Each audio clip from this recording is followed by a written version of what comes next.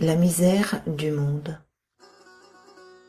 La misère du monde touche, bouleverse, interpelle et révolte parfois une grande partie de la population.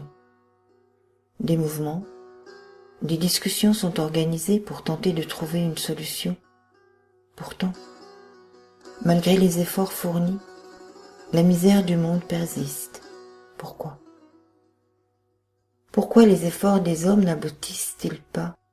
Pourquoi, alors que tant de priants dans le monde, de toute confession, de toute culture, demandent la rémission de la misère, pourquoi ces prières ne sont-elles pas exaucées ? Pourquoi ne sont-elles pas prises en compte ? Prier pour autrui est important. Toutefois, n'oublions pas que nous sommes tous une part des autres. Il est dit dans le Coran, « Il n'y a pas d'autre Dieu que Dieu, le Créateur absolu des cieux et de la terre, lui qui vous développe à partir d'une âme unique. Il est le subtil, l'informé. » C'est dans la sourate numéro 6. N'oublions pas aussi que ce qui se manifeste au dehors est le reflet de ce qui se passe à l'intérieur. Tel un arbre.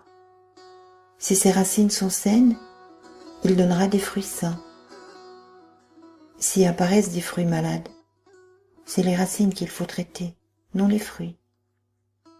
Alors, si la misère du monde perdure à travers les époques, c'est peut-être que le cœur des hommes souffre. Comment dès lors s'occuper de la misère du monde, autrement qu'en s'occupant de soigner le cœur des hommes ?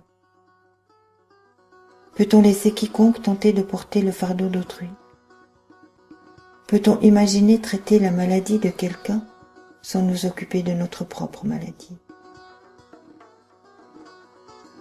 Soigner le cœur des hommes ne se fait pas avec des discussions, des théories, mais bien en actions quotidiennes et concrètes, individuellement, où chacun se trouve.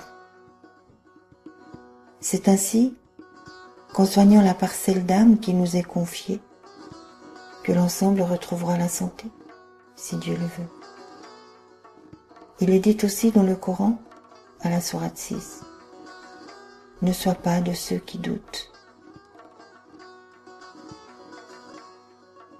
Peut-on faire confiance au Créateur, à la perfection de son plan, quand bien même nous ne le comprenons pas ?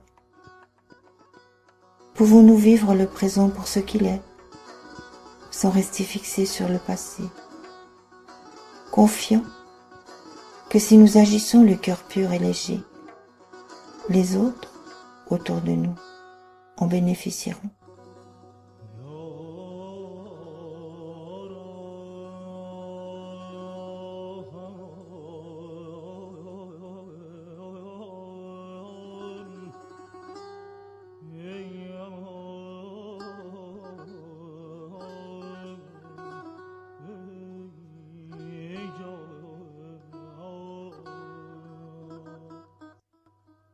Si nous prenons soin de guérir la misère en notre cœur, alors nous participons activement et concrètement à la guérison de la misère du monde.